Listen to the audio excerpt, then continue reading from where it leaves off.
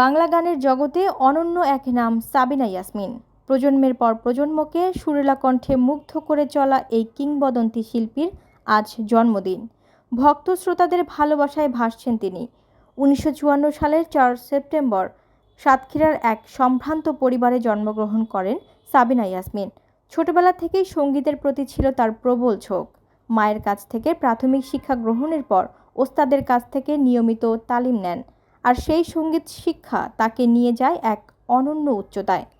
সুরের জাদুতে তিনি হয়ে উঠেছেন বাংলা গানের আকাশের উজ্জ্বলতম নক্ষত্র। সিনেমার গান হোক কিংবা আধুনিক সঙ্গীত, সাবিনা ইয়াসমিনের কণ্ঠে প্রতিটি গানই পেয়েছে নতুন প্রাণ।